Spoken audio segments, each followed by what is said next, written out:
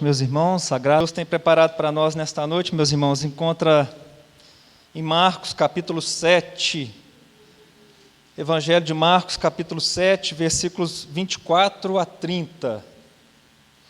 Palavra que falou tremendamente no meu coração, e eu já, com muita ansiedade, venho querendo compartilhar com os irmãos e pedir a Deus, peço a Deus, tenho pedido a Deus que da mesma forma que Ele falou ao meu coração através dessa palavra maravilhosa, que Ele venha falar também ao seu coração através do Santo Espírito. Marcos capítulo 7, versículos 24 ao 30, só reforçando, meus irmãos, pastor Carlos anunciou nas programações anteriores, hoje começa uma campanha da família. Então, o nosso texto ele é direcionado à família, especialmente às mães, e também se estende aos pais.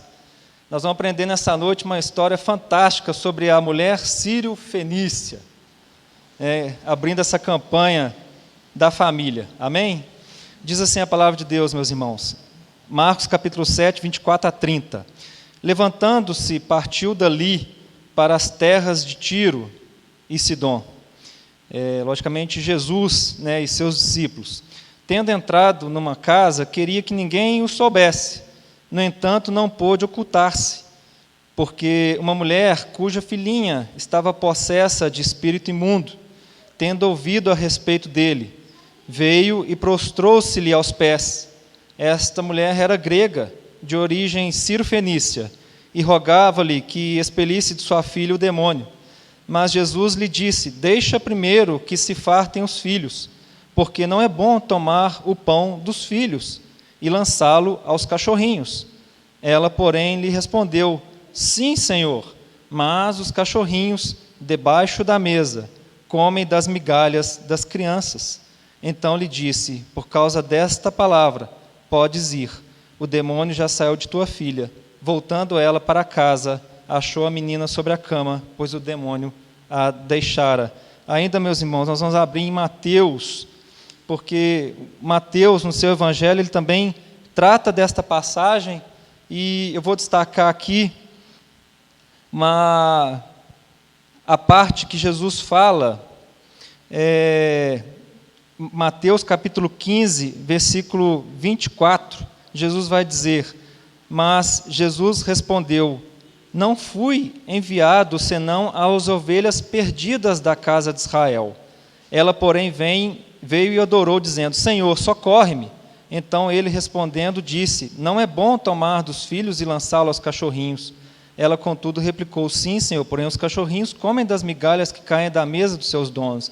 Então lhe disse Jesus: ó mulher, grande é a tua fé, faça-se contigo como queres. E desde aquele momento sua filha ficou sã. Vamos fechar nossos olhos, meus irmãos, e falar com Deus neste momento. Senhor Deus, nosso Pai, nós te agradecemos, Senhor, por esta oportunidade de estarmos aqui na tua casa para prestar-te este culto, que só a ti é devido, ó Pai. Agora, Senhor, que a porção da tua palavra foi lida, que o Senhor abra os nossos corações. Ó Pai, da mesma forma como o Senhor tocou tremendamente na minha vida através dessa palavra, que eu seja apenas um instrumento nas Tuas mãos nesta noite. Que Espírito Santo, ó Pai, faça toda a ação necessária nesta noite para edificar o Teu povo, ó Pai, que possamos sair daqui fartos, edificados da Tua palavra, ó Pai. Ó Senhor, fica conosco nesta noite, no nome de Jesus, Teu Filho amado. Amém. Amém, irmãos. Amados, existe algo na vida que se chama valor sentimental.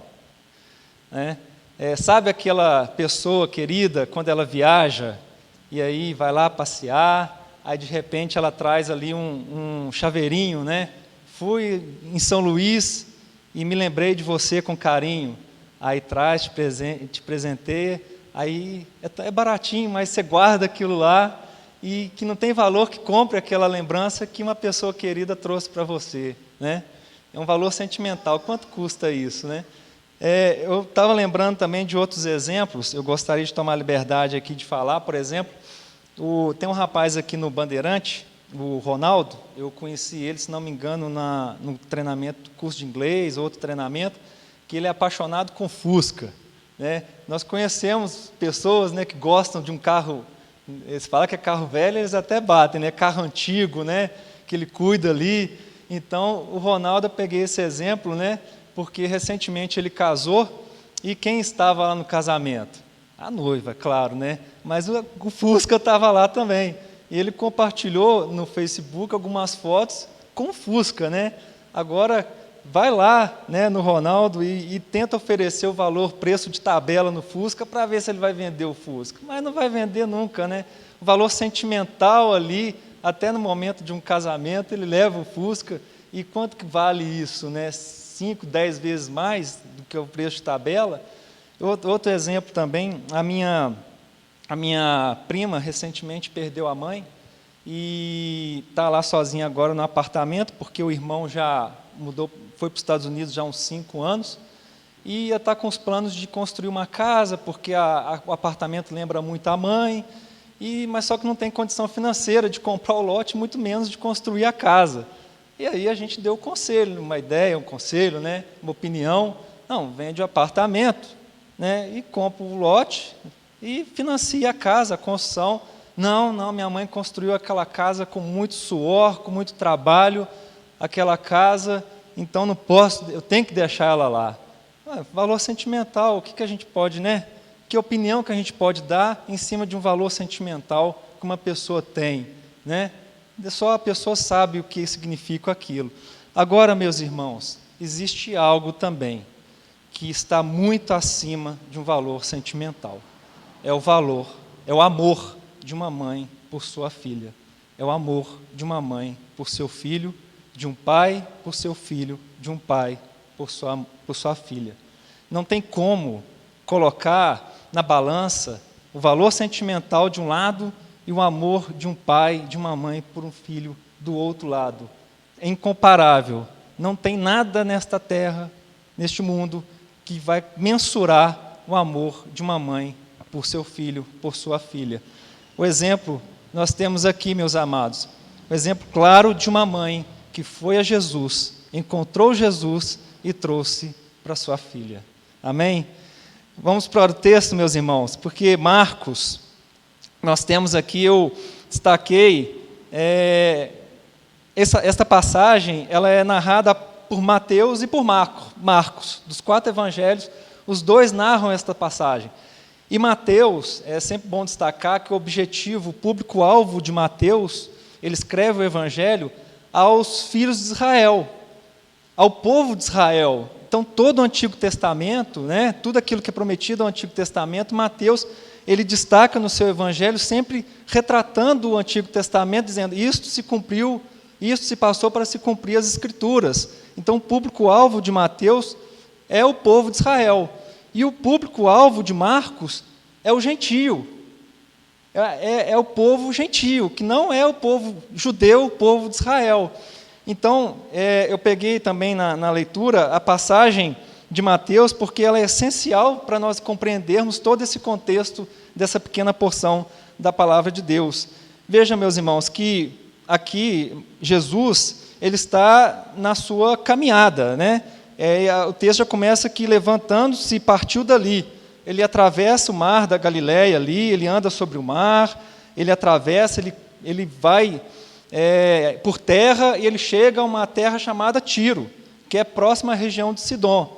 E ali, talvez cansado, ele para numa casa, não narra quem que é o dono da casa, que casa é essa, só fala entrando numa casa, ele queria que ninguém o soubesse. Jesus queria paz, vamos dizer assim, ele estava cansado de toda aquela caminhada e queria ficar só. Mas só que uma mulher, que não é nem citado o nome dela, ela se aproxima de Jesus, né, porque ela ouve falar de Jesus, né, alguém falou de Jesus para ela, e ela foi até Jesus porque ela passava por uma situação complicada, que a filhinha dela estava endemoniada já há algum tempo. Então a palavra diz que há aquele encontro e ela vai até Jesus, porque alguém pregou a Jesus para ela, né? Isso está narrado em Mateus. Mateus fala que ela ouviu falar de Jesus ela foi até o Senhor Jesus, né? E ela chega perto dele e diz: filho de Davi, tem compaixão de mim, minha filha está horrivelmente endemoniada. Mas aqui, meus irmãos, antes de entrar nesta passagem, o Marcos, né, capítulo 7, versículo 26, ele vai dizer que, no versículo 25, que ela chega a Jesus, ela fala sobre a sua filha que estava possessa de espírito imundo e prostra-se aos pés de Jesus. Aí no versículo 26 vai dizer o seguinte: esta mulher era grega, de origem sírio-fenícia. Então nós temos aqui uma geografia danada, né? Grega de origem sírio-fenícia. O que é isso tudo aí? Que mulher que é essa? De onde que é ela afinal, né? Então, assim, tudo indica que talvez o pai dela fosse sírio e a mãe fenícia. E os dois se encontraram ali em algum lugar da vida, né? Talvez em Tiro mesmo. E ela nasceu descendente de um pai sírio, de uma mãe fenícia, e que Marcos vai chamar ela de grega. Aqui que está o detalhe. Grego, para aquele tempo ali, logo, né, Marcos foi escrito depois da morte e ressurreição de Jesus, né, mais ou menos anos 60 depois ali de Cristo, né? Então, assim, aquela época ali, os gregos eram dados como povo estrangeiro. Era o povo estrangeiro, não era o povo de Israel, aquela que no Antigo Testamento todinho narra como os filhos da promessa. Ela era estrangeira, ela era gentia, e ali ela ouve falar de Jesus, a respeito dele, de Jesus, que quem poderia curar, salvar sua filha, e ela vai lá. Então, esta mulher, ela era gentia. E agora, meus irmãos, em Mateus, vai falar o seguinte: quando ela chega, se prostra a Jesus e começa a adorar Jesus, os seus discípulos, aproximando-se, rogaram-lhe: despede-a, pois vem chamando atrás de nós. Mas Jesus respondeu: não fui enviado, senão as ovelhas perdidas da casa de Israel. Veja, meus irmãos, a atitude dos discípulos, que no primeiro momento pede que Jesus despeça aquela mulher, mas aquela mulher, ela insistia, porque ela sabia que Jesus, ela tinha nela que Jesus era aquele que poderia salvar a filha dela, e os discípulos não compreenderam aquilo ali. Para os discípulos, ela era uma estrangeira, ela não fazia parte do povo de Israel, mas ali Jesus, o interessante é que não é uma interrogação, Jesus não fala: não fui eu enviado, senão as ovelhas perdidas da casa de Israel. Jesus, ele afirma: não fui enviado, senão as ovelhas perdidas da casa de Israel, certo? Só que ele fala isso não para a mulher, despedindo-a, ele fala para os discípulos. E aqui, meus irmãos, nós temos um detalhe tremendo, que essa mulher, neste momento, ela nos representa. Jesus, ele fala para aqueles discípulos uma afirmativa, que ele foi enviado às ovelhas perdidas, senão de Israel. E aí Paulo, depois, ele vai explicar esse mistério, né, em Romanos, capítulo 9, ele vai falar que nem todo que é nascido de Israel é israelita, e vai falar das promessas feitas a Abraão, o pai da fé, e também a Sara, com respeito ao nascimento de Isaac e toda a sua posteridade. E depois de Isaac, ele vai dizer que o filho mais velho seria servo do mais novo, ou seja, Esaú, o primogênito, o primeiro a nascer, o primogênito, o mais velho, ele foi servo de Jacó. E aí depois, no mesmo texto de Romanos 9 ali, Paulo vai dizer que Deus amou Jacó, o segundo filho, e aborreceu Esaú. Lá no início, perto da criação do mundo, já havia a eleição, porque os dois filhos de Isaac e de Abraão, um foi escolhido, o outro não. Então, nunca houve dois planos de Deus para a humanidade. Nunca houve dois povos, o judeu e o gentio, sempre houve um povo, os filhos de Abraão pela fé. Nunca houve gentio, nunca houve judeu de descendência genética, de sangue, de A, de B ou de C. Sempre houve os filhos de Deus, os filhos de Abraão, o pai da fé. A mulher que ouviu falar de Jesus, quem pregou para essa mulher? Quem? Quem naquela terra distante, que estava fora ali da terra de Israel, pregou para aquela mulher a respeito que havia um Salvador, que havia o Cristo, que estava ali numa casa e que Ele era o Senhor, o único que poderia salvar a sua filha? Nunca houve, meus irmãos, dois planos de Deus, sempre houve um, os filhos da fé, porque a nossa salvação, ela vem pela fé, não vem por sermos filhos de A ou de B, mas por sermos filhos do Pai da fé, Abraão. Amém, meus irmãos? Essa mulher é tremendo, porque depois em Efésios, capítulo 2, versículo 14, Paulo vai escrever lá que a ressurreição de Cristo derrubou a parede da inimizade entre os povos. Existia sim. Os judeus acreditavam que Jesus a salvação somente era para os judeus. Mas a ressurreição, Jesus aqui, quando ele fala esse mistério como afirmativa para aqueles discípulos, eles não compreenderam, mas Jesus fala de Israel como o pai da fé, e não a terra, mas a fé, que vem por nós pela graça que nós recebemos essa fé. E aquela mulher, meus irmãos, ela, mesmo naquele tempo, eu fico, meu Deus do céu, que mulher, que fé, né? Então, calma aí, meus irmãos, calma que eu acho que eu adiantei aqui, mas a gente já compreendeu todo o contexto, né, de que aquela mulher buscou a pessoa certa, que era Jesus, e ela sabia que Ele era o Messias. E depois, meus irmãos, deste versículo 26, que vai dizer: esta mulher era grega, de origem sírio-fenícia, rogava-lhe que expelisse de sua filha o demônio. Mas Jesus lhe disse: deixa primeiro que se fartem os filhos, porque não é bom tomar o pão dos filhos e lançá-lo aos cachorrinhos. Ela, porém, lhe respondeu: sim, Senhor, mas os cachorrinhos debaixo da mesa comem das migalhas das crianças. Aqui, meus irmãos, está a declaração de fé daquela mulher. Mas que mistério que é esse de comida, de pessoas que estão à mesa, que migalha que cai para o cachorrinho? Que mistério que é esse, meu Deus do céu? E aqui nós já temos um conceito de pet, né?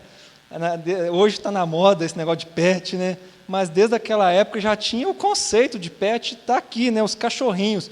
Então aqui há uma diferença entre cachorrinhos que Jesus emprega, de fato. Você vê que até em Mateus ele está essa tradução de cachorrinho, e não é cães, porque cães é o que é mal, o que é ruim, é o que está fora da casa, é o que está do lado de fora.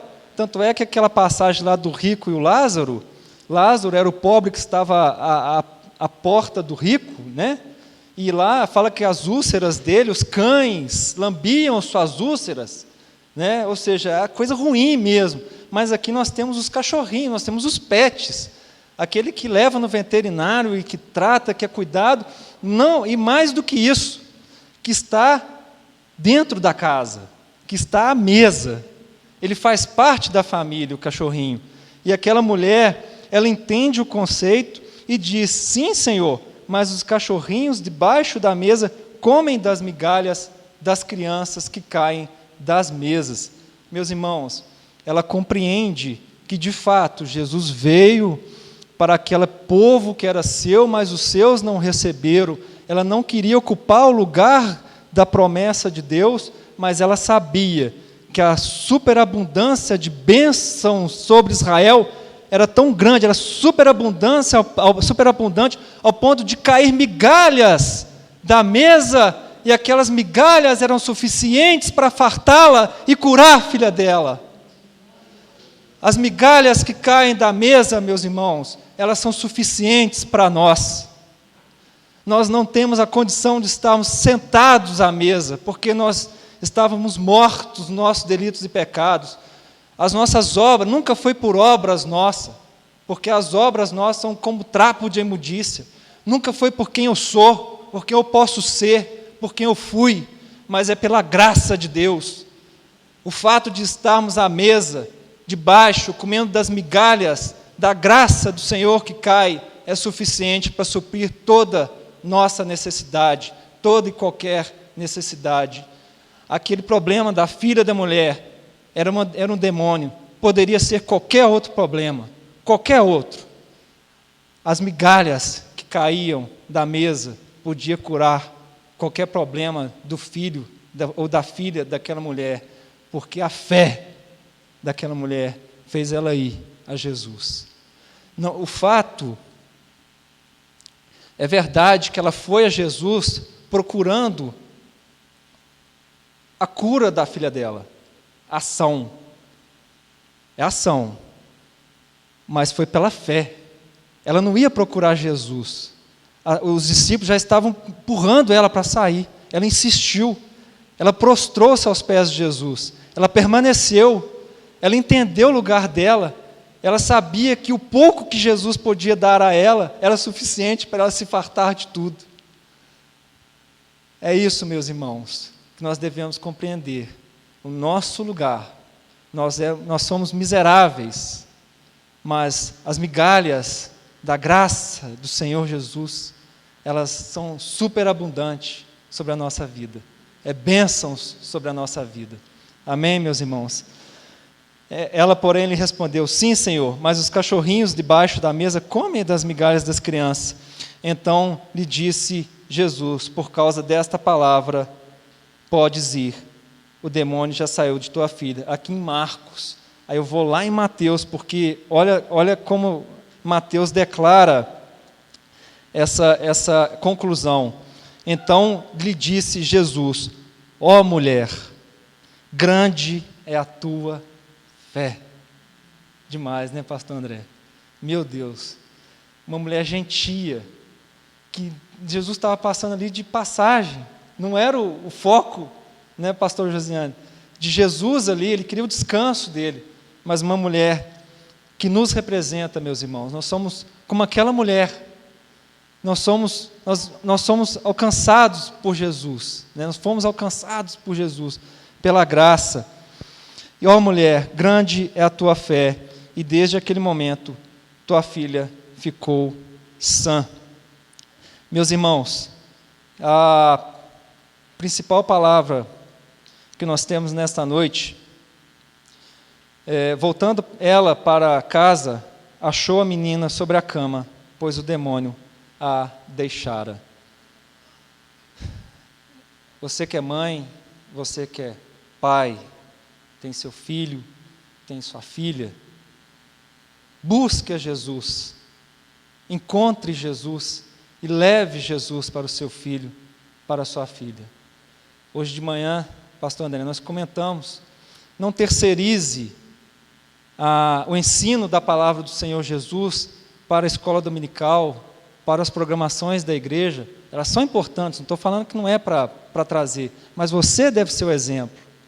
Você, pai, deve ser o exemplo. Você, mãe, deve ser o exemplo.